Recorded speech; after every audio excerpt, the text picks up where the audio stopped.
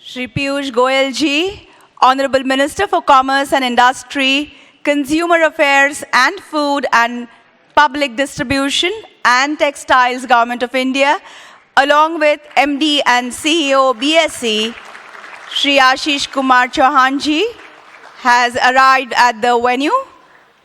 A very warm welcome to Shri Piyush Goyal ji in this historic and iconic International Convention Hall of the BSE. A hearty welcome to the MD CEO of BSE, Shri Ashish Kumar Chauhan ji as well.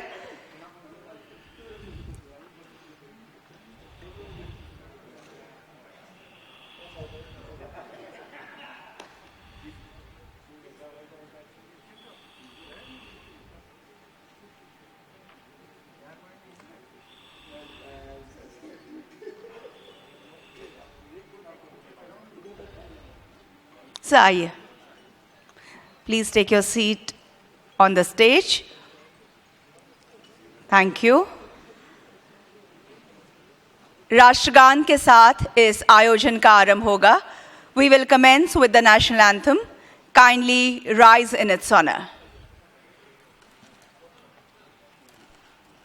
जनगण मन अधिनायक जय हे भारत भाग्य विधाता पंजाब सिंध गुजरात मराठा द्राविड उत्कल बंगा विंध्य हिमाचल यमुना गंगा उच्चल जलधि तरंगा तव शुभ नामे जागे तव शुभ आशीष मांगे गाहे तव जय गाथा जनगण मंगलदायक जय हे भारत भाग्य विधाता जय हे जय हे जय हे जय जय जय जय हे.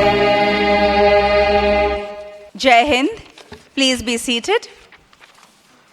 A very good afternoon, everybody. Good afternoon.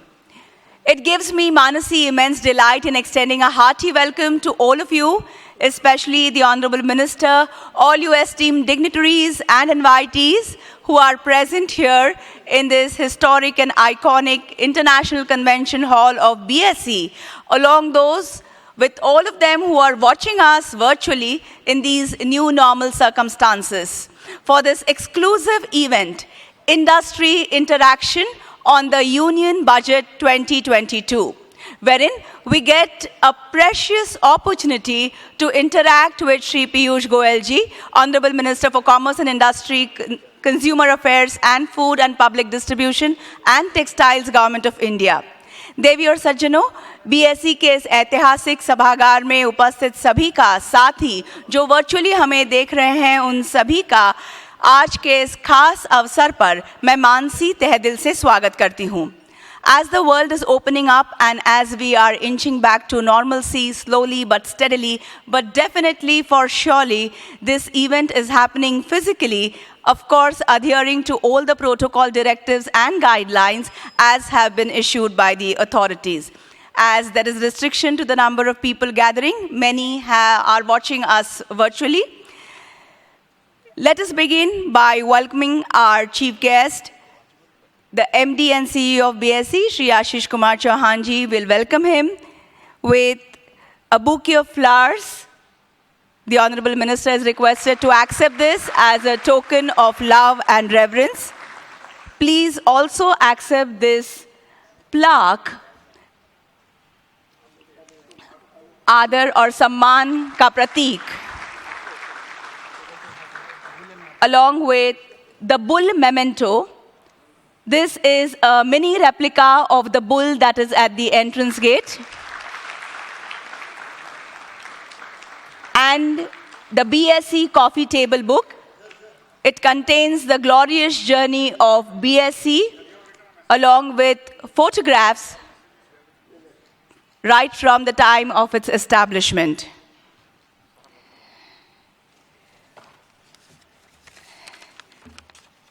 I now request Shri Ashish Kumar Chauhan ji, MD and CEO BSE, for the welcome address.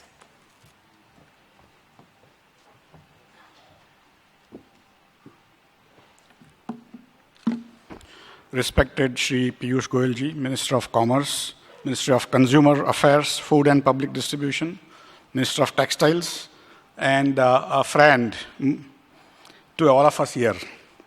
He's a local hero, a true Mumbaiker at heart, a thorough professional, and an all-rounder.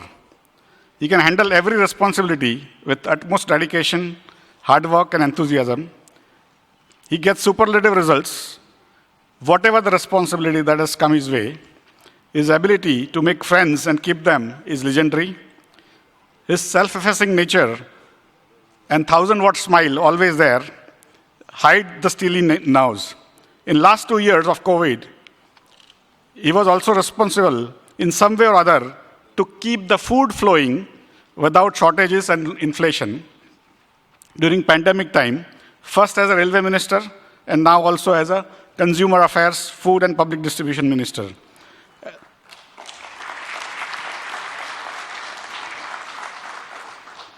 As a railway minister, during the first phase of COVID, he ran special trains full of food grains, in addition to running trains to take the migrant laborers home.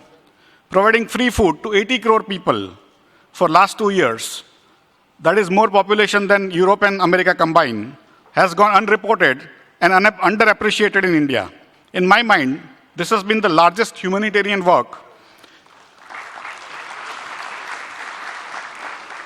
ever conducted by any government or anyone in the history of mankind. My salute to our Prime Minister, Mr. Modi, and his team, including Mr. Goyal, for this stupendous achievement that has saved India from anarchy. Free vaccination has been much talked about, but the free food to 80 crore people is something we need to talk about, and I thought today I'll talk about. Today he's here to discuss budget and policies of Commerce Ministry. India is on the verge of breaking a major export barrier of $400 billion of exports in a year.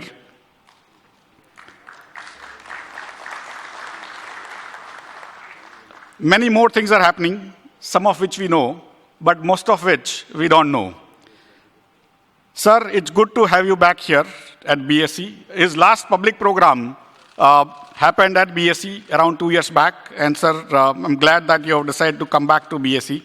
We are proud to have you here as always. Everyone in this room and people watching live on internet are eagerly awaiting to hear from you, sir. Without much further ado, ladies and gentlemen, I present to you our friend and Minister, Shri Piyush Goyal.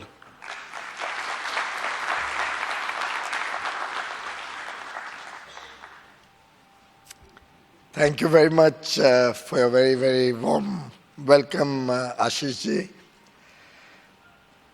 I see so many dear friends here that if I start taking names, I think the rest of the day's proceedings will be just recognizing your presence here, but truly delighted that all of you came at such a short notice. I think the program itself was finalized yesterday morning. And by the way, BSC hasn't invited me. I have self-invited myself to meet all of you.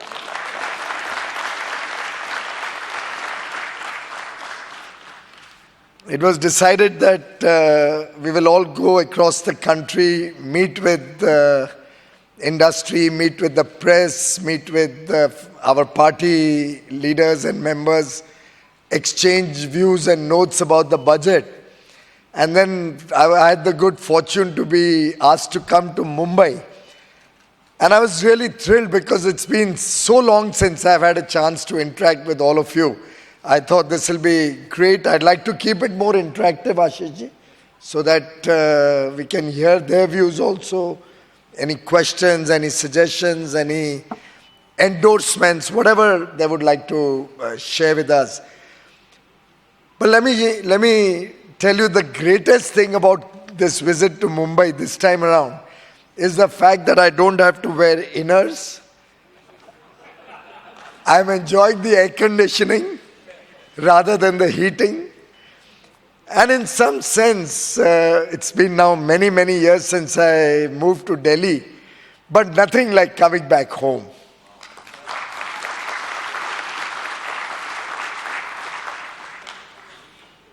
Mumbai, of course, has not only taught me so much, not only groomed me all through my childhood, but has given me some of my finest friends, all of you.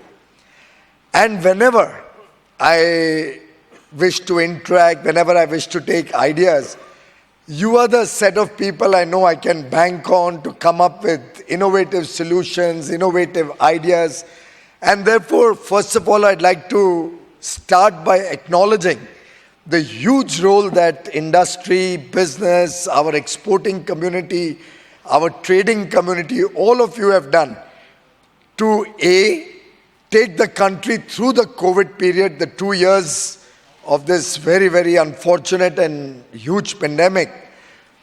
B, for your contributions to keeping the economy going, the wheels of the economy churning away. And C, something more personal to me, helping us achieve the $400 billion export target, which Honorable Prime Minister laid out before the nation earlier this year.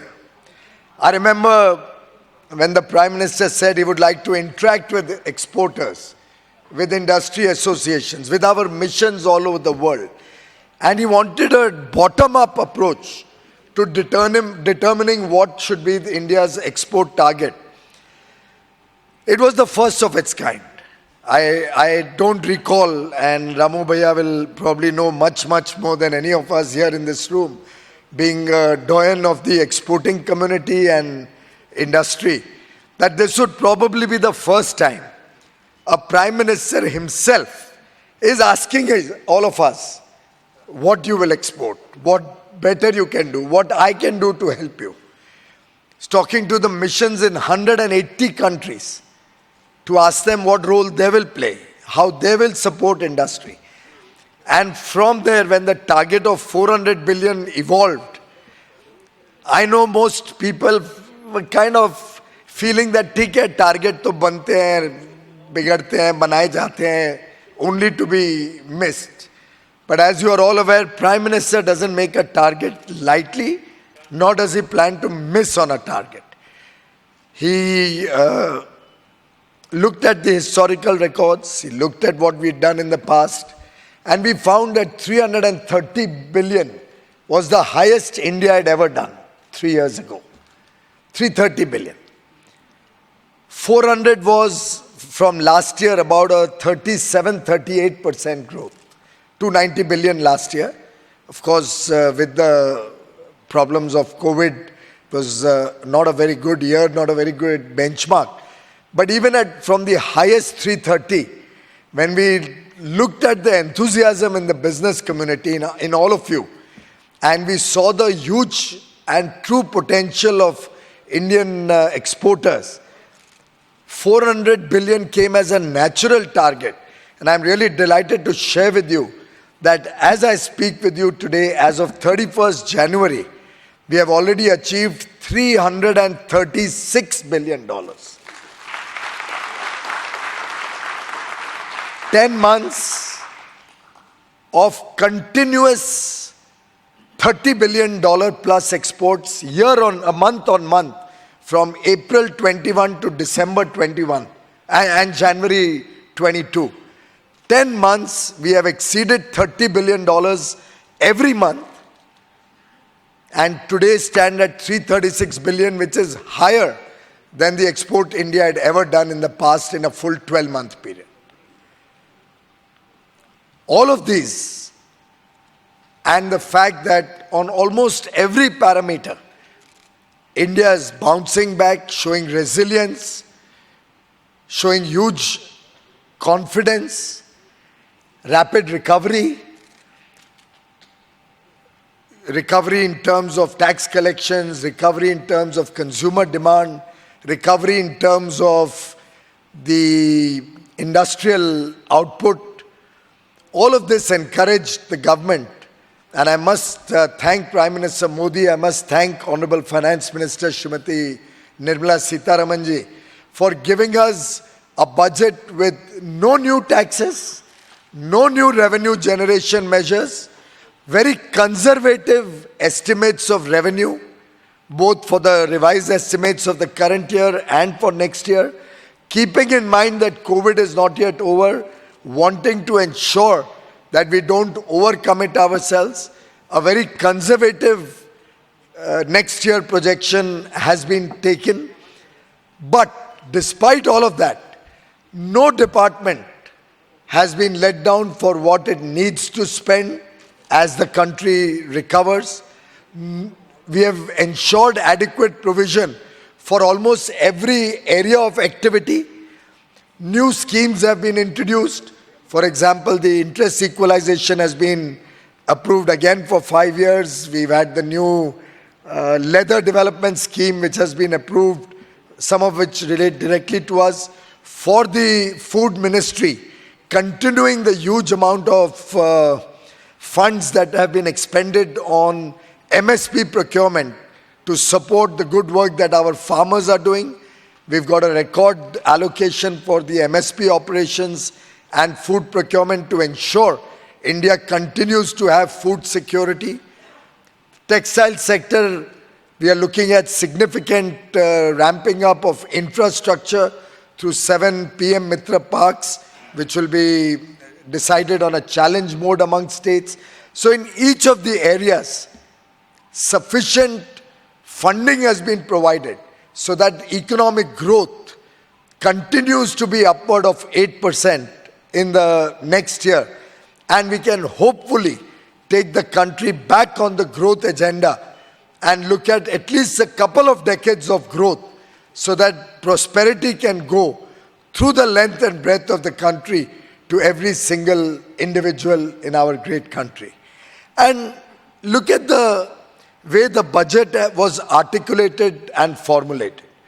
The entire focus has been on a demand stimulus. I heard some of the experts talk about this being more a supply side budget, and I, for the life of me, could not understand what is the logic of such a comment.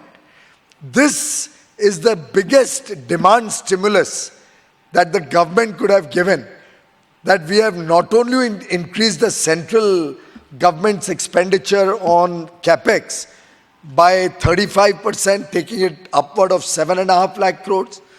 There's a 1 lakh crore going to be given to the states as an interest-free 50-year bond to support their share of funding of infrastructure projects. And collectively between the center and states, we are looking at a 10.5 lakh crore of capex coming into the system, that is public spending of 10.5 lakh crores. All of us in industry and business recognize that every rupee spent on infrastructure, given the multiplier impact it has on the economy, steel industry, cement industry, capital goods industry, labor getting work, which obviously translates into consumption, all of this is expected to generate 3 to 4 times the economic activity on whatever capex is being spent. This obviously leads to a greater demand for goods and services, apart from the fact that it creates huge amount of opportunities for jobs and work, gives new young boys and girls who are keen on starting up new ventures, new innovations, an opportunity to come up with new ideas and engage with those ideas as the country develops much needed infrastructure to prepare ourselves for the future. And on the back of this huge demand, logically, the private sector sees in it opportunities which will encourage them to come into the capex cycle, into the investment cycle. And ladies and gentlemen, look at the import numbers. The import numbers also are rising, which is the first sign that we in industry always look for, to see whether demand has come back, demand is sustainable, what are the kind of goods that are being imported, and where are the opportunities for Indian industry to invest. And I think both the import numbers and the huge thrust on capex that is proposed in this budget from the public sector, from the government, collectively provides huge opportunity for all of us in business to invest, to look at expanding capacities, to look at new businesses. The huge international demand for Indian goods and services also opens up opportunities to engage with scale. The idea behind our major thrust to become an export-led economy is that India should now look at really expanding its scale of operations, look at improving its quality of products.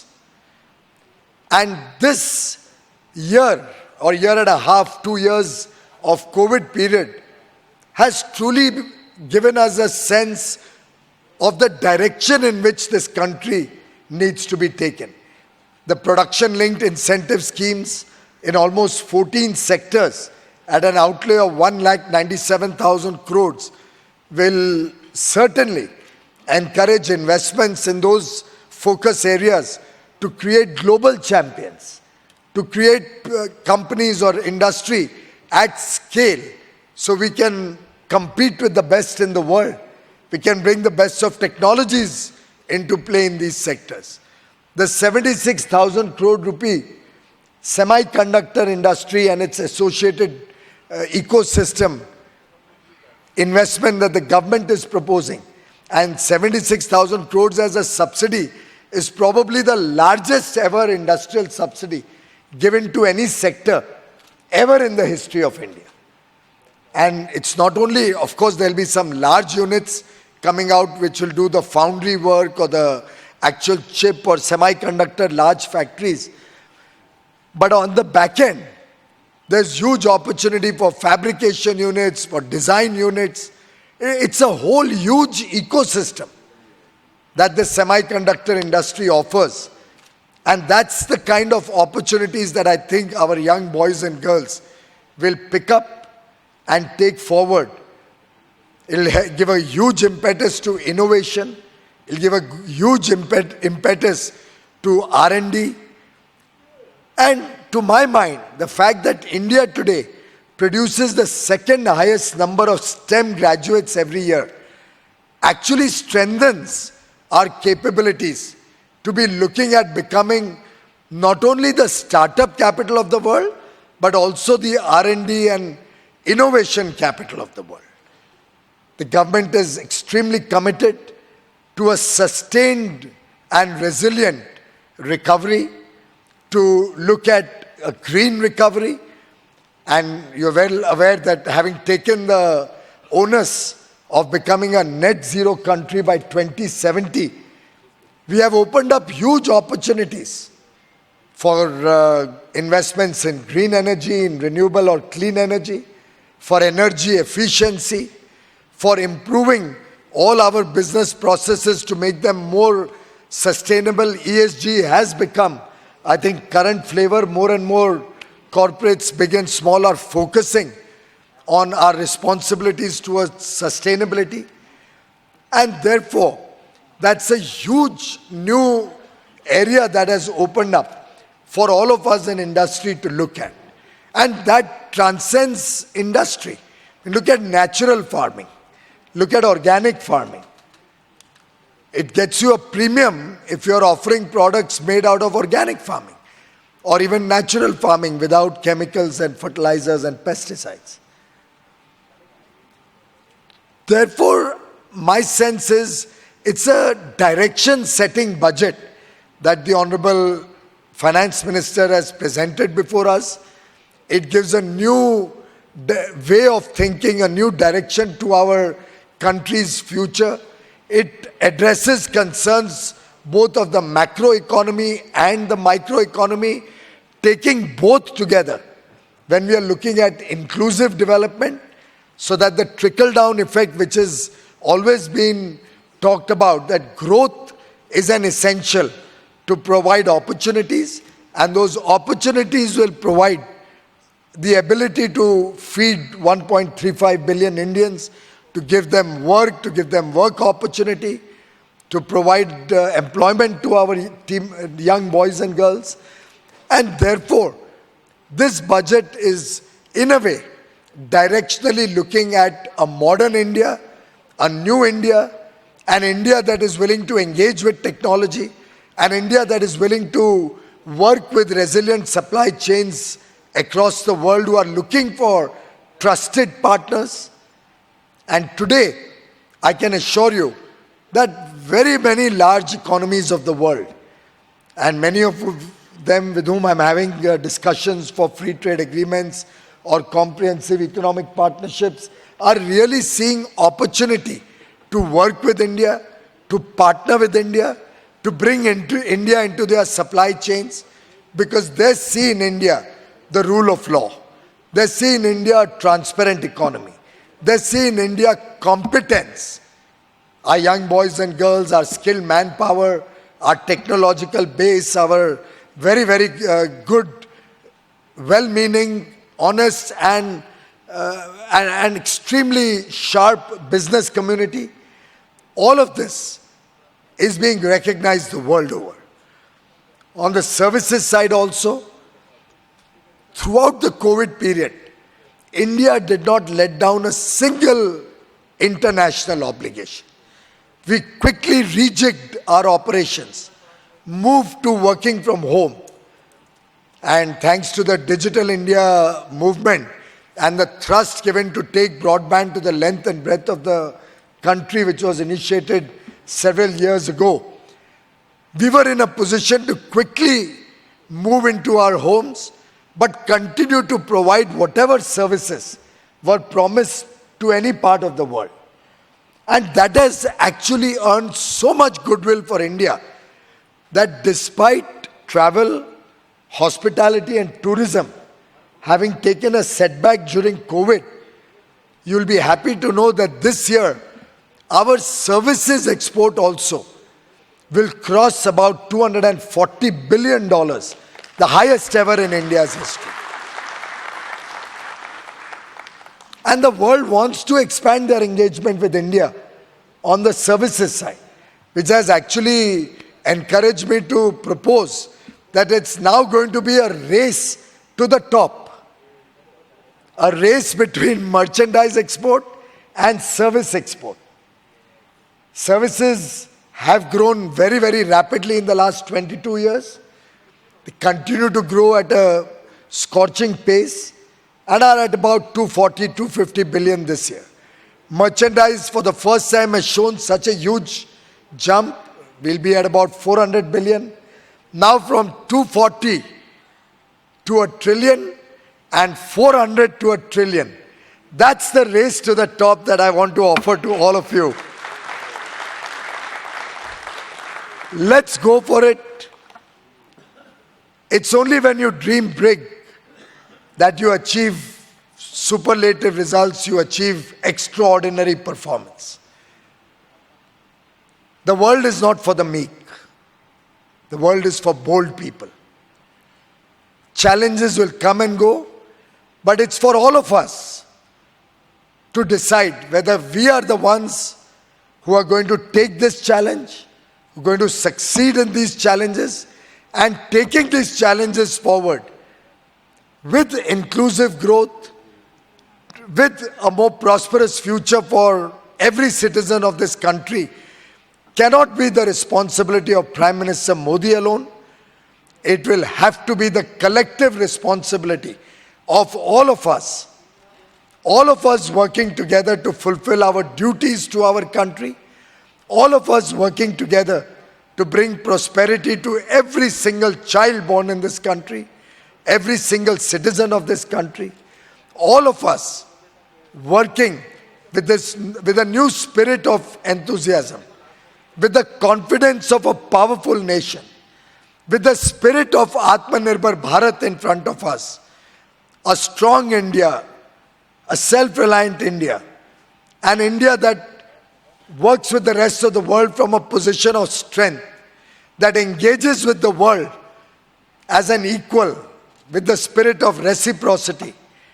And I have no doubt in my mind that collectively, with the wisdom and the efforts of all of us together, the business community, our MSME sector, our traders, our technical manpower and expertise, our technology industries, our service sector, our farmers, our young startups, when all of us put our combined efforts behind this new India that we are all working for, and take the next 25 years, the Amrit Kal, as Prime Minister Modi calls it, as we progress from 75 years of independence, which we are celebrating today as Azadi Ka Amrit Mahotsav, to 100 years, the century year in 2047.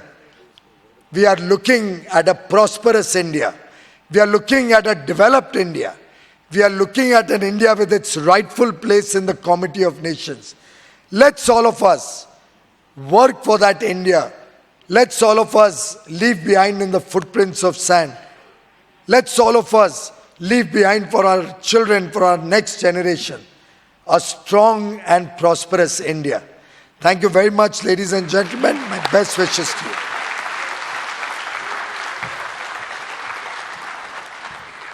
Thank you for sharing your valuable thoughts and views with all of us this morning. And as the Honorable Minister himself suggested, he would like to make this more interactive. Let us have an open house. So what we will do now is we have representatives of BSc with microphones. Kindly raise your hands, all those who want to ask questions. They will come to you. Wait till that time. Identify yourself, the name of your organization, and ask the question in short, because we want to give a chance to maximum people who are here. So, yes, let us begin. Can you raise your hands? Sir, Ketan ji wahan par.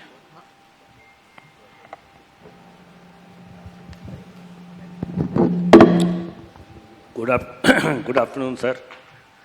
It is always a pleasure for me to hear you, whether in Delhi or in Bombay. Of course, Bombay is a place where we all enjoy more. Sir, as you know, I represent Reliance Industries. I am also on the newly constituted board of Alok Industries Limited. Sir, it's a very good budget, watershed budget, which has been presented this year. It will infuse demand, but at the same time, it has also taken care of supply chain, which is also very important. Because both goes hand in hand, the demand and the supply. And some of the time it is seen, as Dhirubhai used to say, that you dream big, because many a times the supply creates demand. So it's a very good this thing. I think you mentioned about somebody making a remark that it is a supply chain managed budget which will manage supply chain more effectively. But I think it also creates the demand and the supply both. But what is more important, sir, is to reach that supply in time and a place where the demand is. Today there is demand of something at place X. Supply is available at place Y. Of course, the infrastructure is being created for that. But for that purpose, there are certain SEZs which are located at various parts of the country, and there is a good initiative taken this year in relooking at the SEZ policy.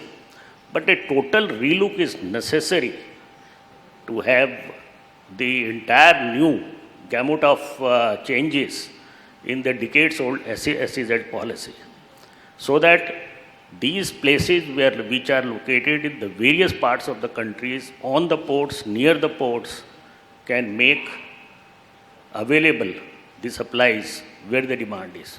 Secondly, sir, there is a need for tweaking our Indian cabotage law of shipping.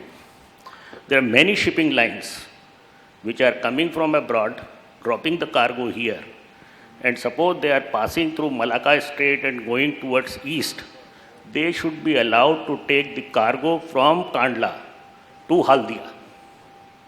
Today they say only Indian ships are allowed to carry the domestic cargo. But if those foreign ships, which are anyway have emptied the cargo here and are passing through the from Kandla to Haldia, should be allowed by the DG Shipping by tweaking the cabotage law. Thank you very much, sir.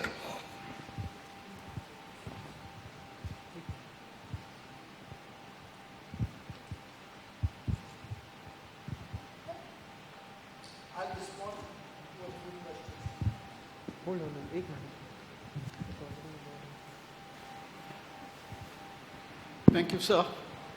Very inspired by your speech. My name is Arun Hardikar, and I want to make two quick suggestions. Electroarchaea in Europe are making for the last If you don't mind, if you can hold the mic like this, whoever is speaking, then it will come clear. Thank you. So I was just making the point that for removal of CO2 emissions, 3 countries, Denmark and Germany and Austria, are running these plants. We need to put these everywhere wherever there is a thermal power plant using coal and in the steel plants. That is number one. The second point is that for 60 years, India has got 189 million metric tons of nickel in India. As of today, there is no policy. There is no mining regulation to permit this. And I have talked to the biggest level of people.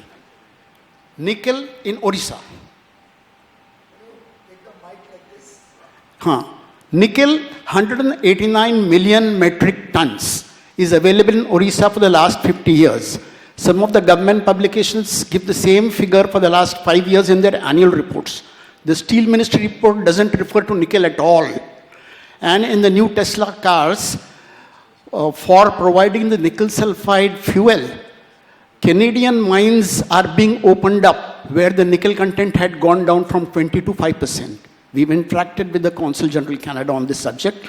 I've given about 20 notes there, and there is no action yet. Nickel mining. My last point is that MSMEs can be given X, Y, Z, M, N, O benefits. Unless the 35 crore plus or $5 million plus MSMEs in India acquire new technology, whether from CSRI, DRDO, or CFTRI, and modernize, there is not much marketing noticed from these organizations. So this should be driven down each Export Promotion Council to the award winners. And then there are 150,000 fastest growing companies, MSMEs overseas. 2 of your predecessors were given the annual reports of these. Inc. magazine of USA gives 5,000 awards. Annually for 35 years, Microsoft, Oracle were all these companies. And Inc. EU companies are available 5,000 per year. I can give you a list of the whole set of organizations. Unless 5 lakh MSMEs are allowed to grow technologically, no amount of XYZ benefits will ever gain India forward. Thank you.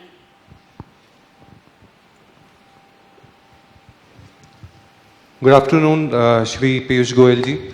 I am Sadat Sadani. I represent Anand Rathi Shares and Stockbrokers. The insightful session which you have given has given an eye-opener.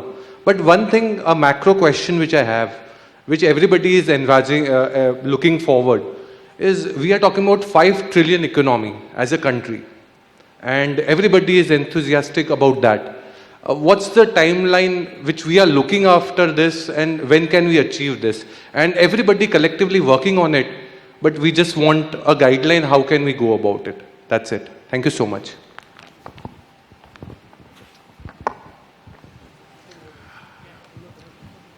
Good afternoon, sir. This is Sudarshan Jain representing Indian Pharmaceutical Alliance.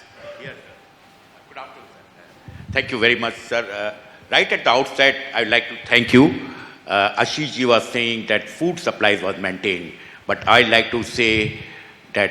Can you just hold it like this? See, if this is straight like this, okay, then the voice... Okay, can you hear me now, sir? That's right. So I'd like to thank the government first that we have been able to supply medicines around the world. And as Honorable Prime Minister always keep on saying that pharma industry is not only a asset to India but to the world. Like every 3rd tablet in US is sold from India, every 4th tablet in Europe is sold from India. And it is because of the government and the industry collaboration we have been able to do it. So thank you very much, sir. In addition to food supplies, we should always be conscious of the fact that we are custodian of health of the world. And thanks to the government for that. Point number 1. Point number 2, sir, thank you very much for the very inspiring budget, I will say. Long-term investment in capital, long-term policy consistency, and the vision of India, not only manufacturing hub of the world, but innovation hub of the world, as you rightly said in your remarks.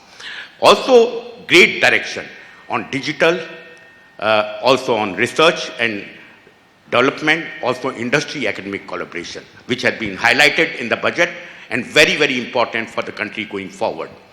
We will like to see, sir, both in terms of exports, pharma industry can play a very important role. As you rightly said, 45 billion, we'd like to be 130 billion by the end of the decade, 400 billion by 2047.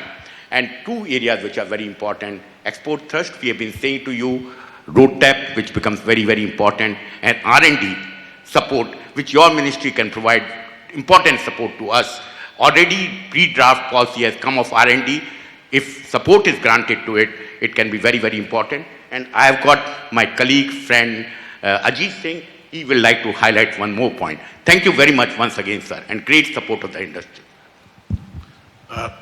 So rather than springing statistics at you and asking you to solve our problems here, I fervently appeal that you give a few of us from the pharma industry, different sectors, a little bit of your time in New Delhi to come and explain to you some of the great opportunities we have, as Sudarshan ji just said.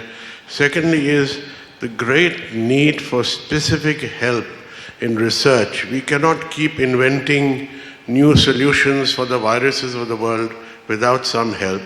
You're not directly in charge of this ministry, but your influence is great, and we request you to listen to our points and help us with your colleagues. The other thing is a great emerging threat from China. China wants to be where India is now in the pharma industry. China says, we take all the trouble of making the bulk drugs with all its problems and investment. China buys these bulk drugs from us, converts them into formulations, and is taking over the world. Is taking over the world in a market that belongs to China. Sir, they are taking massive steps to replace us. I request you for a little bit of your time in New Delhi, and we'll fly down and meet you and explain this to you in detail, where you're the sort of person, the private sector minded person, a savvy person with business. You will understand what we say, and you have the means of communicating this to other members of the government. Good afternoon, sir. I'm Kasha Sai from Mallur Siddheshwara Spinning Mills from Salem, Tamil. And PM has a wonderful, in 100 years of freedom, what we're going to achieve. As you said, inclusive growth.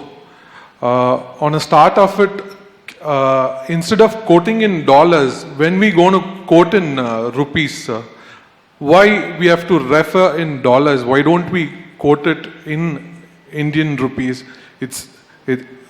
My second question is, how about, is there any plans on industry-specific banks? So where every sector has a different kind of margin lines. So rather than having a single banking policy and having an industry-based banking policy, which will be a win-win situation for the business and for the sector as well. And another dream of mine, like India has been a superpower by empowering each and every one. Likewise, when are we going to come up with our Sanatana Dharma based kind of a ecosystem where the world starts looking at us, sir. Thank you. Thanks for the time, sir.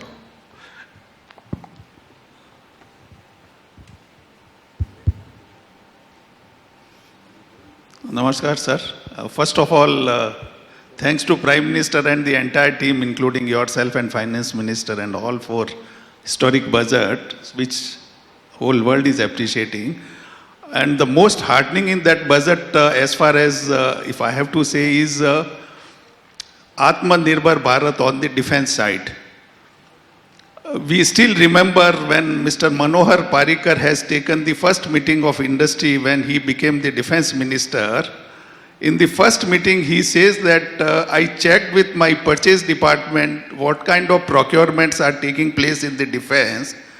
So the reply was that, sir, 80 to 85% is imports and 15 to 20 is only domestic. Then I asked, how come so less? We don't have such kind of capabilities and all that. The reply given by that time people that no, sir, defense is a confidential area. We have to maintain the confidentiality. These white people are more trustworthy and all that.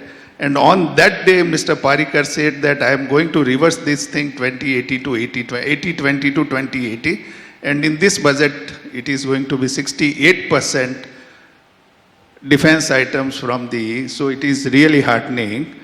Coming back to my question is, we all are talking about the green energy, and I belong to the steel sector, sir. I am from Welspun and I am part of CI and FICCI. So we know that our national steel policy is talking about 300 million ton, and which is need of the otherwise economy. There is going to be a big threat because steel and cement, these are the core sectors. So one side we want to reach to 300 million ton, and the entire world is now talking about hydrogen or green steel making, and all kind of confusions are taking place. So we really don't know in this kind of confusing era how to increase the steel capacity, because unless that renewable energy is made available, coal is a big culprit. So in this kind of scenario, our submission is that whatever that scrapping policy is announced by the government, which is going to be implemented from the April onwards, it has to be implemented in an aggressive manner. Otherwise, we have to go back to the imports of steel, which certainly country does not like.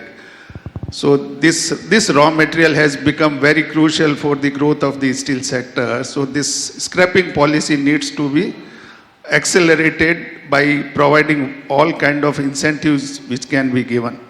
Thank you very much. Sir, my name is Ajay Kadakia. I am a immediate past chairman of Chemexil. Sir, Chemexil takes care of organic, inorganic, agro and other things. And as you know that, yes, this year we are doing good. We have done more than 45% growth. I have only two requests. First, I will like to congratulate our finance minister for considering and giving us a reduction on methanol and acetic acid. The custom duty has been reduced. These are very two important chemicals which are used largely in our exports. Sir, secondly, as far as chemicals are concerned, the PLI scheme has not been introduced, and you know that chemical industry has a tremendous scope for the growth, and India is, as in case of pharma, India is competing directly against China for all these organic and inorganic chemicals. Sir, I will like to draw your attention to one more point regarding interest subdivision.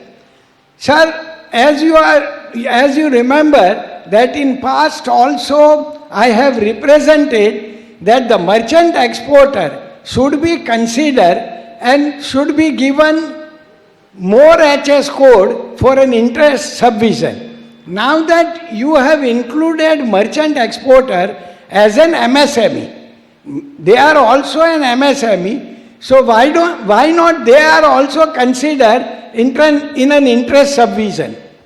And sir, the last point is on road tax. Sir, chapter 28 and 29 has been missed in last budget because of budget constraint. We are also paying VAT on electricity, we are paying GST on diesel and all transport expenses, but still chapter 28 and 29 has been left alone without considering for road tax. Thank you very much, sir. Yeah. Good afternoon, sir. Good afternoon, sir. My name is Atul Ganatra. Sorry, sir. Sorry. Good afternoon, sir. My name is Ajesh Mehta. I represent the gem and jewelry industry. Thank you very much, sir, for the fantastic budget and very favorable for our industry, especially the import duty on polished diamond, which was reduced from 7.5% to 5%, clarification on sawn diamonds, which comes here for job work, and the e-commerce policy and the COVID loan extension, sir. As you know, sir, last year from $25 billion export of GJ sector to $42 billion target, which we have proposed here last year. Raw material, that is rough diamonds, which is the utmost important for our sector. So as of now, the foreign mining companies bring in raw materials, that is rough diamonds, for auctions and tenders for viewing at the special notified zones, which was built in 2016. And in last 5 years, we've imported $2 billion of raw materials, rough diamonds, and has gone back to the place where it was come from. So the reason here it is they cannot make a sale on these diamonds, which is put on auction here, because they are treated as permanent entities, and there is a 40% tax on income tax on those entities, because they are foreign internationals. So they take back the goods, and we do online auctions, and then we re-import it in our companies from overseas. So we would request, if there is a presumptive tax of 0.25% or 0.12%, which is equivalent to what is there in Antwerp or Dubai or Hong Kong, or which are the centers, which can make it a level playing field for our sector, and which is, of course, raw materials. I'm again repeating that is very important for us. And another issue connected to this, there is a 2% equalization levy on these diamonds, because it is bid online from India. So these become incompetent compared to the other sectors. So 2% is very high number on rough diamonds. So if that can be waived off, because it's a raw material which is exported, 95% of polished diamonds are exported when they are cut and polished in India. So that was a very important point connected to the rough diamonds. And again, related to GST, so there is accumulation of a huge sum of GST because of this inverted tax structure. There's 0.25% of GST applicable on rough diamonds, and 0.25% of GST applicable on polished diamonds when they're sold locally. The service is in between rough and polish is attracted anywhere between 1.5% to 18%. So because of this inverted structure, there's a lot of accumulation of our GST, more than, I can give you a number, estimate of 1,000 crores accumulated in the last 3 years or 4 years. So that is one point we need to address. I know we can meet you personally and explain you the structure. Thank you very much, sir. Good afternoon, sir. Sir, my name is Atul Ganatra. I represent Cotton Association of India. Our association is 100-year-old, sir. At present, our industry is facing low production of cotton, sir. Last 5 years, our cotton production is standstill around 350 lakh bales, sir. Our consumption was around 320 lakh bales. But since new spindleage are coming, the consumption has gone up to 345 lakh bales, sir. So our request to you is, it is a high time, sir, that we have to change the seed, because our seed, which was introduced in 2003, BT seed, that time our production was 100 lakh bales, sir. But due to new introduction of the seed, production has gone up to 350, 400 lakh bales. But it has started reducing now. So our request is, if government will allow to scrap the policy of the seed selling. Now there is a fixed price for the seed. It is around 1100 for the packet of 450 rupees. So seed companies cannot give better quality of the seed. Sir, if this price will be, fixed price will be removed, farmers will get a new seed, immediately we can increase the production from 350 lakh bales to 500 lakh bales, sir. Our yield is 475 kg per hectare. World yield average is 800 kg. Now Brazil, sir, is producing 1800 kg per hectare. So this is our industry is looking for a scrap of this, sir. Thank you, sir. Shall I try to respond to some of these issues? Thank you. That was very, very interesting, and a lot of very good ideas have been brought to the table. I'll try to go in the order in which the questions were or the suggestions were given. In terms of logistics, we all recognize that logistics is a subject that needs to be addressed, that we need to bring down in terms of cost and actually reach supply where demand is. There's no doubt about that. Therefore, if you've seen, I didn't say everything that was there in the budget because you've all heard the budget, but a lot of focus was given on Gati Shakti. Now, I don't know if you have all understood what Gati Shakti is. It's a very interesting concept, and I'll try to explain it to you a little bit to help you understand how the Prime Minister thinks 2 steps ahead. This was a concept he introduced a few years ago, but it took our whole system quite a lot of understanding and effort to really implement it on the ground. But now that we have the basic Gati Shakti National Master Plan developed as a digital tool, I tell you the potential of Gati Shakti, the Pradhan Mantri Gati Shakti National Master Plan is huge. I'll explain what Gati Shakti is.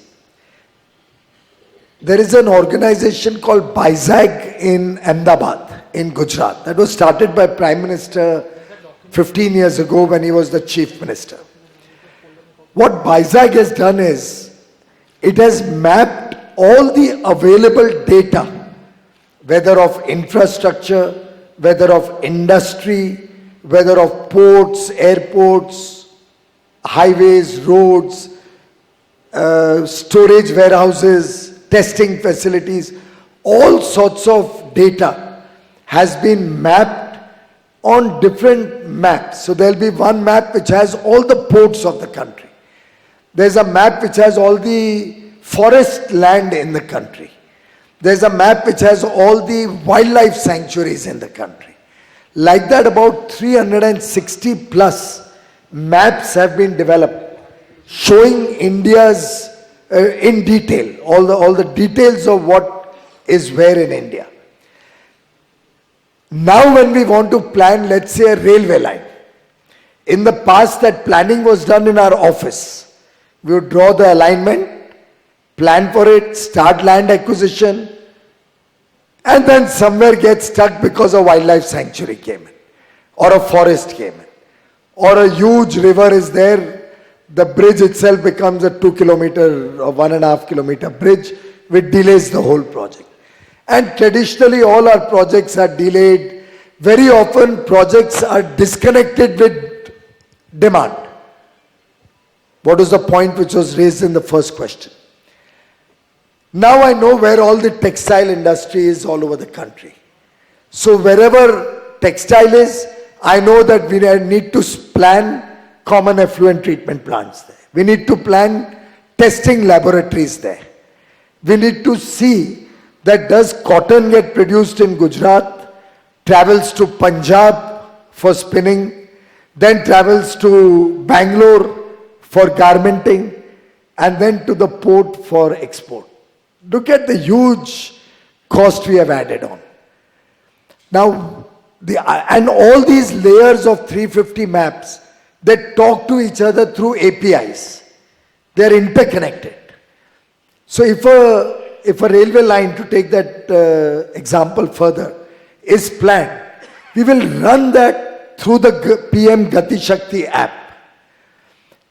And since all the layers of data are talking to each other, the proposed alignment will hit possibly a forest. So you know that there's a forest coming there. Why not take another alignment, skirt the forest, so that land acquisition or approvals don't be a problem and don't delay the project. Suppose a wildlife sanctuary comes in and a railway line goes through that. You'll only land up killing elephants or rhinos. Instead of that, you can realign it in such a way. Or if there's a huge river, realign it a little bit to cross where the river is less wide. Or if there's a mountain range, you can see from the data which is the right point at which the tunneling should be taken up, and realign your road or your railway line to suit the mountain's tunneling requirement. Now, if all of India's industry, all of India's infrastructure and all this data, once it's available on this geospatial maps, just imagine how we can be more efficient in implementing projects. That's the whole reason why in this budget you saw Finance Minister focusing a lot on PM Gati Shakti. And I remember when we were to launch it, we were looking at the right day on which to launch it. This has been prepared by the Industry Ministry. And we put in a lot of effort because the concept itself is so new in India that for officers first to understand, forget officers, for the minister to understand, explain to the officers, and then go down the level to get that data all over the country, get states on board. It's a humongous task. But I promise you that now we are using it for government projects, then we are taking it to the states. Finally, we'll offer it to the private sector to use also. So your plant location can be very well designed through Gati Shakti to see where your raw materials are, where the infrastructure you need will be available, where proper testing facilities are. If you want to export, where the nearest port or airport is, what is the road, rail linkage is available. You can actually see every dimension of your requirement through PM Gati Shakti and plan intelligently your future investments both in infrastructure or industry. So you will know where the colleges and talent is available and maybe plan your unit wherever the talent is. Now these semiconductor investments you want to bring in. This will help us to know which is the best location from talent perspective, water requirement that semiconductor needs, uninterrupted high quality power it needs. So all its needs will be factored in through the PM Gati Shakti to help us locate different projects or different infrastructures. So to your point, I assure you, we are very conscious that we have to take supply where the demand is. Of course, we have to also plan more intelligently where the supply is going to be initiated. So whether a good should come to Mundra Port or Kandla Port or JNPT or Hazira can also be best determined based on where the demand is. So you can lead supply to where the demand is also. So I can assure you that a lot of intelligent planning is going to be the order of the day as we go forward. We have also come up with a national single window system. I don't know if any of you has had a chance to have a look at it. If you have not, I would urge you to look at the national single window. Just Google national single window and you'll be able to see the site. We have already got, I think, 18 states, about 30 odd central ministries. A lot of departments have come on board the national single window. Hundreds of approvals are already on that. And we want to keep adding. If more of you start using it and telling us what more you want on that, we can develop that national single window. It will make life much easier, compliance much easier. And what is the concept? It's a very simple concept. I think Ramuji with his long experience will appreciate what we are trying to do. Many of you have children who might have applied for admission in colleges abroad. There's a common application form. Say you want to apply to US universities. There's a common application form. You can go, I think, up to 8 colleges when you're applying. And each college has an extra addendum where they can ask you college-specific questions. So Harvard may have a different essay that they want, Stanford may have some other essay, so they are allowed to add a portion of data that then only Harvard can open, or only Stanford will open their part. But the common application form has the routine data, so that 8 times you don't have to repeat your routine data. Your name, your address, your mobile number, your email ID, etc., etc. Now all of us, just think, and if we look at any of the larger companies, they might be having to type their company name maybe 1 lakh times in a year. Suppose that was to be typed once onto the national single window. After that, you just don't have to repeat the name, the address, director's numbers, or director's name and address, their DIN number, the TIN number, the PAN number, the Aadhaar number. How many times we must be repeating it? So there will be a common database which every department can see. And you keep updating that if there is any change. So one change in the national single window and every department of the government can access that change. Otherwise today, I would suspect if any one of us changes his address, we will not know how many places we have to write that we have changed our address. And I remember in my old days as a chartered accountant, that you may write that you have changed your address, but where that letter will go, God knows. And even 5 years later, you will get the communication to some old address. Because the linkages were not there. So I'm just telling you how this government is thinking to make life and business easier for you and make life easier for the common citizen also. Digitization has been given a big focus in this budget. The idea is that how can we help all our processes in government get digitized? And through that, let you focus on your business activities rather than on paperwork. And gradually, what's the idea?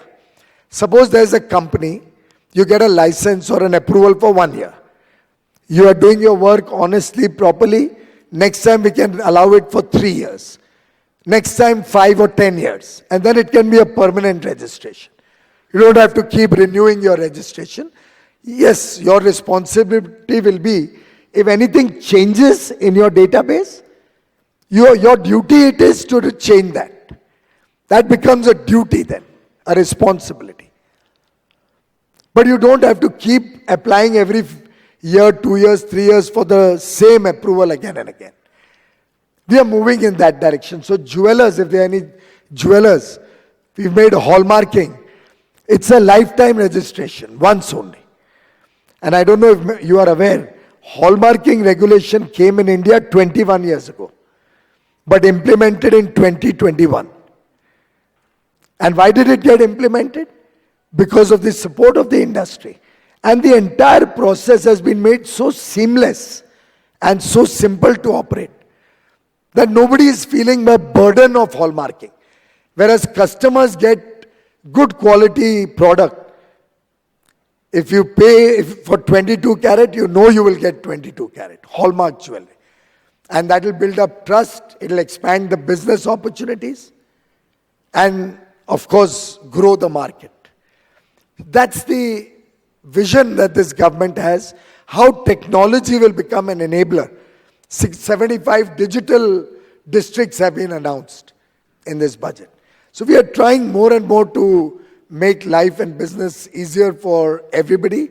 On SEZ, Honorable FM has announced, we are already re-looking at the whole SEZ policy. Going beyond export, we are trying to use it as an industrial park kind of policy so that, we can give plug-and-play infrastructure. We can give plug-and-play infrastructure to all the industrial parks, both central and state. And lakhs of hectares of industrial land is today available in various industrial parks and SEZs. Crores of square foot of buildings are ready for our services sector. So our idea is to unlock all that and bring it to use so that industrial development or growth can be speeded up. We'll be coming out, we'll be having consultations. We'll seek your guidance also when we are looking at making it a simple, effective, plug-and-play infrastructure policy, if you want a simple analogy for what we are trying to do. And removing the export linkage. Of course, so that they don't become unfair competition with DTA, there'll be a small equalization levy. But not what is currently, you have to pay import duty as if you're importing the goods. So we are actually importing goods through FTAs from other countries. Whereas if you want to import from an SEZ, there's a detriment of high import duty on it. So why lose Indian jobs and Indian manufacturing capability or service capability? That's the idea on which we are developing this project. Fully agree with you that shipping needs to be encouraged to become more cost effective. But I think the policy of domestic shipping being allowed here is because in any case in international shipping, India hardly has a share. Let's at least keep these jobs within the country. So, looking at you, I can tell you the solution is not to allow the foreign vessels to go from Kandla to Hazira. I would appeal to you that you should come out with a solution that now foreign vessels also will stop using and Indian vessels will start serving international markets. India should be Atmanirbhar in shipping also. So I would urge some of you to consider investments in the shipping side. A small group is going to be working to see whether there are any disadvantages for Indian shipping flag owners, and we'll remove those disadvantages so that large Indian investments can come into Indian flag holding ships. By the way, we've recently had a mutual recognition agreement with UK, because of which a large number of our seafarers will get opportunities all over the world in working on ships. And the largest number of people who are seafarers are in Maharashtra, Goa, Uttar Pradesh. In fact, you will be surprised, Punjab has a lot of seafarers also. UP has a lot of seafarers also. So one would have traditionally thought Maharashtra, Goa being coastal states. But we have huge number of seafarers even in the interiors. So we have got the MRA with UK and will open up opportunities for our seafarers.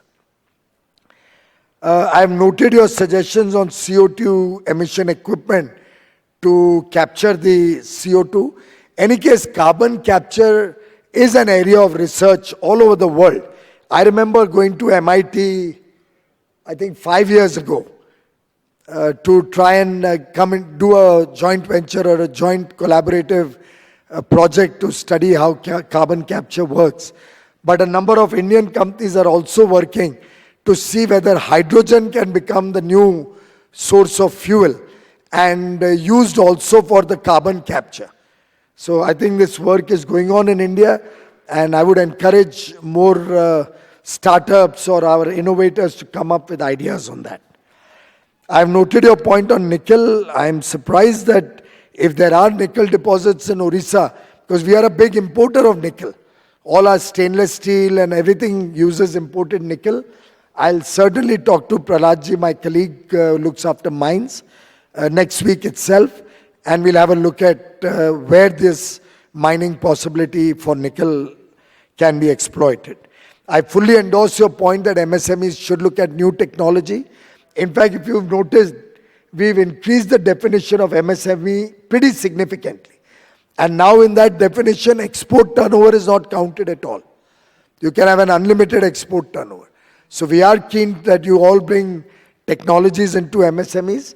If there's any detriment or any impediment to it, please flag it off with us. From the pharma industry, I'm fighting for you in every FTA to get you market access.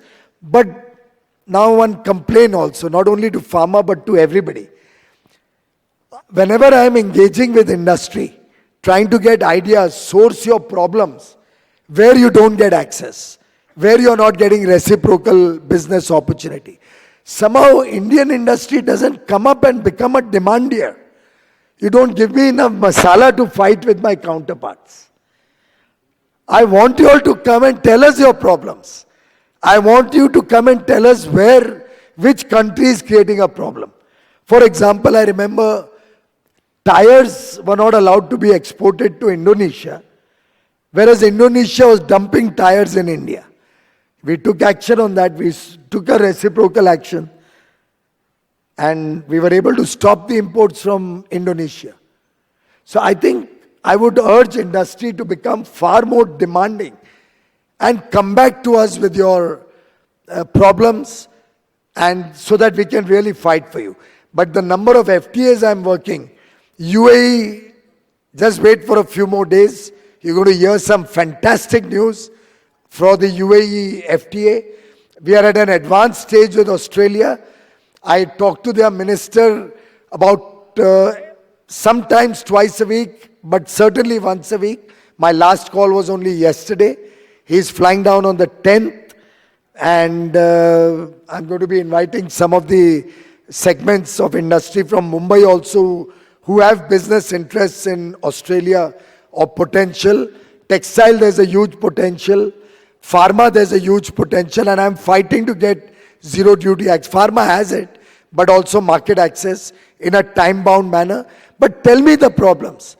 I'm fighting with my ministers playing blind, without adequate information.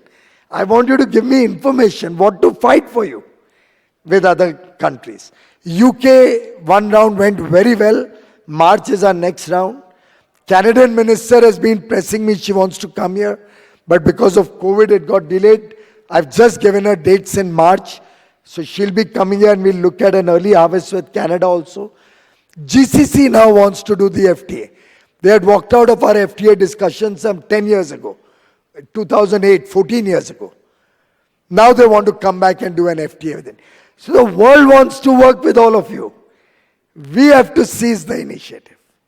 And that's what I appeal to all of you to participate.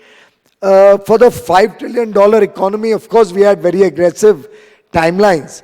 COVID has put us back by 2 years. We all know that very well. But let's shoot for it. Let's not give it up. Let's not say that, okay, because of this, 2026 should become 2028. Let's see what we can make up. And given the enthusiasm I see, my own senses will be able to make up some of the time.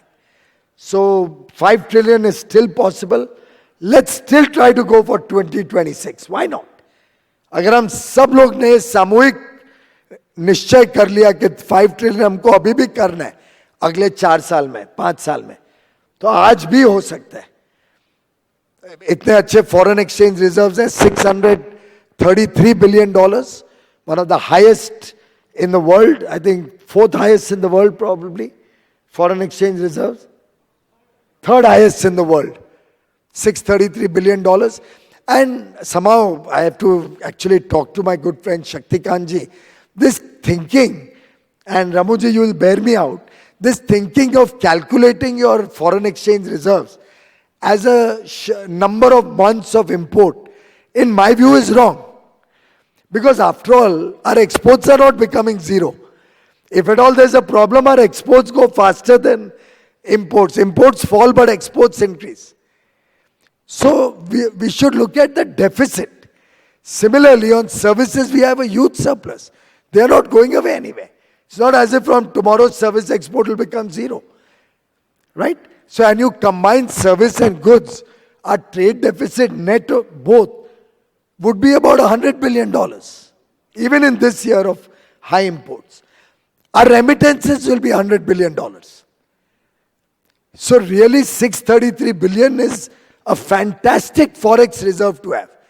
I see no reason why rupee is off and on going up and down by 30, 40, 50 paisa. Actually, it should be strengthening. Looking at the huge reserves we have, our export thrust, and the fact that we are, even though we may have a current account deficit, it's very manageable. Our FDI is at record highs. Our remittances are at record high. There's nothing really to worry in terms of our forex position.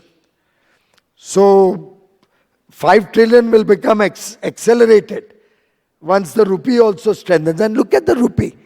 If you look back at 2013, rupee had gone up to what, 65, 67 rupees? That was after the 35 billion was taken as a high-cost FCNRB. That was a loan taken by Mr. Chidambaram. So don't mix it up. That 35 billion was like a aphrodisiac, just a temporary relief. On the strength of our forex reserves, it had gone up to 65, 67 in 2013. Today it's what, 74. 8 years later, there's only a depreciation of 11-12%. 8 years in the Modi government. So I would, and we have paid back that whole 35 billion also, by the way. Right? Our forex reserves are more than our external debt today. So we are in a sweet spot. Our economy is strong. Where we were a fragile 5 economy in 13, and where we are one of the world's darling economies, favorite economies. The world is looking up to India. That's the transformation in the country that all of you should be proud of. You have all been a part of this transformation. ROTTEP on pharma, chemicals, the Pillai committee has been reconstituted by finance. They are examining the availability of funds and what will be required. There were budgetary constraints because of which we have not yet been able to extend it to pharma, steel and chemicals. Let's see how it goes further. We'll be in touch with the finance ministry and see what can be done on that. Quoting in rupees, well, of course, I fully agree with you. It's a good point. Since we are looking at export and import, we are looking at dollars. Otherwise, I agree with you. We should respect our Indian rupee and talk in numbers in terms of rupee.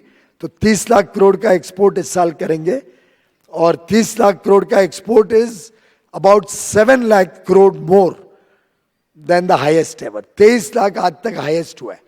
अब हम 30 लाख करोड़ इस साल करेंगे और ये मैं समझता हूं आप सबके प्रयासों का परिणाम है. इंडस्ट्री स्पेसिफिक बैंक्स कुछ सेक्टर में है, जैसे पावर में है, पर बहुत ज्यादा एडवाइसेबल नहीं है, क्योंकि जब एक बैंक अलग अलग इंडस्ट्री को देता है तो उसका रिस्क मिटिगेशन भी होता है. तो मुझे लगता है कि आज की जो सिस्टम है वो बड़ी सोची समझी सिस्टम है और फाइनेंशियल इंटरमीडिएशन जितना ज्यादा डिस्पर्स होगा अलग अलग क्षेत्रों में उतना वो समृद्ध होगा, उतना वो सेफ रहेगा. तो इससे इंडस्ट्री स्पेसिफिक बैंक्स कुछ चीजों में सोचे जा सकते हैं, बट बहुत ज्यादा उसका फ्लेवर नहीं रहता है. सेंट्रल बैंक्स भी पसंद नहीं करते हैं साधारणतः. बाकी डिफेंस का आपने जिक्र किया, बहुत बहुत धन्यवाद. और हम चाहते हैं कि डिफेंस में भारत पूरी तरीके से आत्मनिर्भर बने. आपने सबने पढ़ा होगा हमारा पहला बड़ा एक्सपोर्ट ऑर्डर ब्रह्मोस का फिलीपींस से अभी अभी हाल में ही डिफेंस मिनिस्टर ने फाइनलाइज किया है. तो वास्तव में हम सबके लिए बड़े गर्व की बात है कि अब भारत निर्यात करेगा डिफेंस प्रोडक्ट्स की. स्क्रैपेज पॉलिसी को हम टेकअप तो कर रहे हैं और एग्रेसिवली करेंगे. अच्छा पॉइंट है. पीएलआई हर क्षेत्र में तो नहीं हो सकता है. हमने एक स्केल कमेटी बनाई थी और वो भी प्राइवेट सेक्टर लेड थी. हमारे मुंबई के ही पवन गोयल का उसके अध्यक्ष थे. सीआईआई, फिक्की, एसोचैम सबने उसमें कंट्रीब्यूट किया. सरकार फैसिलिटेटर थी. We didn't run that committee. और उसने बताया कि किस सेक्टर्स में हमें थोड़ा प्रोएक्टिव स्टेप्स लेने की आवश्यकता है कॉस्ट डिसएडवांटेजेस मेकअप करने के लिए और इकोनॉमीज ऑफ स्केल का लाभ अंतरराष्ट्रीय और देश की मार्केट में लेने के लिए. तो उस कमेटी के सुझाव के ऊपर ये पीएलआई स्कीम का घोषणा की गई है. पर आगे चल के देखेंगे और नए क्षेत्र को भी चूज करने की कोशिश करेंगे. इंटरेस्ट सबवेंशन मर्चेंट एक्सपोर्टर को इससे नहीं दिया जाता है और बड़ी साधारण लॉजिक है कि फिर डुप्लीकेशन होने की संभावना है कि मर्चेंट एक्सपोर्टर मैन्युफैक्चरर को पेमेंट भी ना दे, क्रेडिट पे माल खरीदे और इंटरेस्ट सबवेंशन का लाभ लें। तो इसलिए लॉजिकली मर्चेंट एक्सपोर्टर को नहीं दिया जाता है, मैन्युफैक्चरर एक्सपोर्टर्स को ही वो लाभ दिया गया है। जेम एंड ज्वेलरी तो कुछ लोगों ने तो कहा this is a gem of a budget and we are working on that $800 also.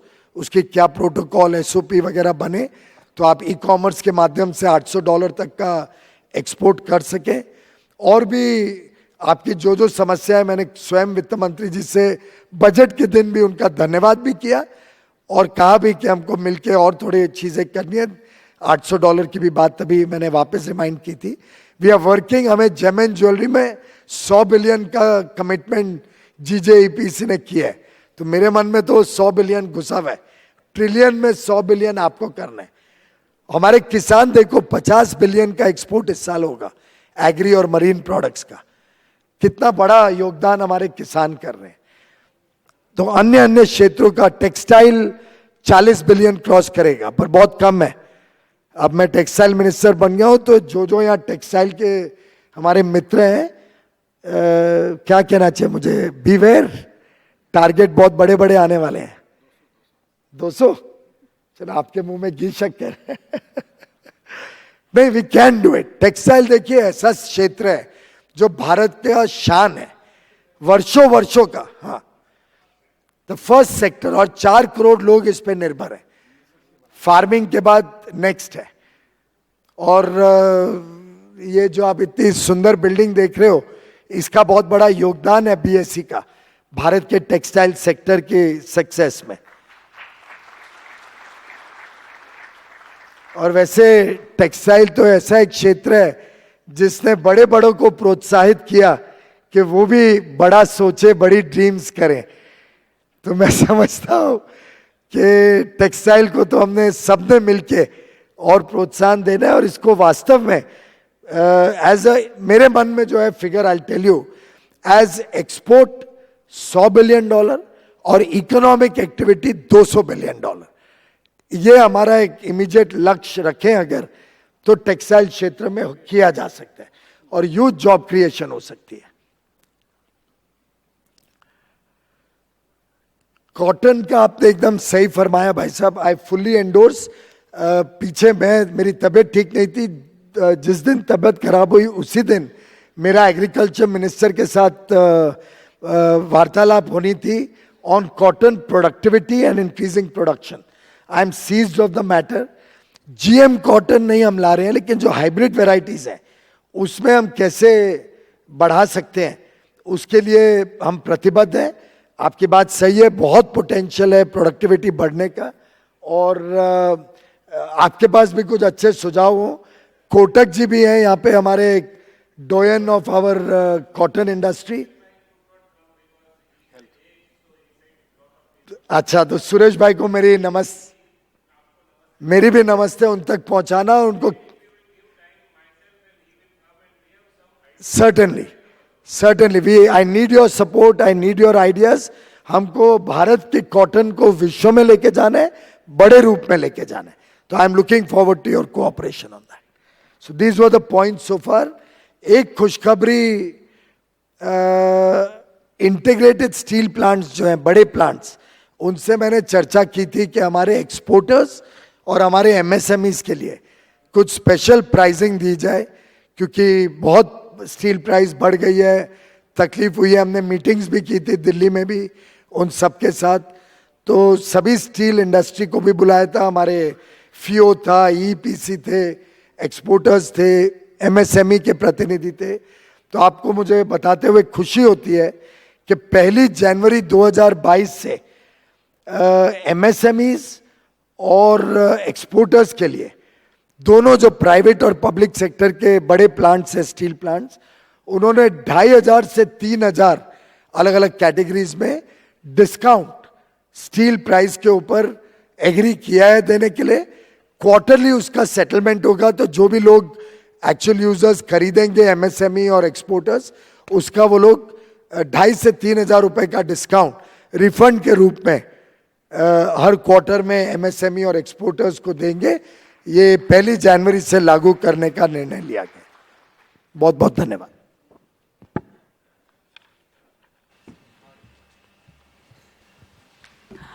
हमारा सौभाग्य है आप यहाँ पधारे और सभी को संबोधित करते हुए अपने बहुमूल्य विचारों की सौगात हमें दी।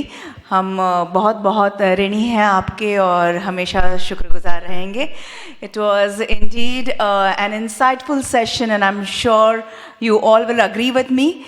It was truly an honor, Piyush ji, to have interacted with you, and I thank you on behalf of each and everyone present here. Thank you once again for making it here. It was a privilege to listen to you. Yes. Thank you to BSc, Ashish Chauhan, and to all of you for joining me today. I'm going to KC College just now, where I'll give a more political perspective of the budget. If any of you is interested on the politics and the impact this will have on the common man, you're most welcome to join me at KC College. Thank you. Yes, on that note, we conclude the function. Kindly proceed for tea, coffee, refreshments that have been arranged in the adjoining banquet hall. My left, your right. Have a great day ahead. Stay safe, stay well, stay healthy. देवी और सज्जनों, इसी के साथ इस आयोजन का समापन होता है। जलपान का प्रबंध बैंक्वेट हॉल में किया गया है। मैं मानसी आप सभी से विदा लेती हूँ। Thank you for being a wonderful audience. स्वस्थ रहें, सुरक्षित रहें। The Oberoi, okay. Connected with private. Yes. Come over sometime. I'll read it later. मुझे ना चश्मा है तो अभी नहीं दिखाई देगा।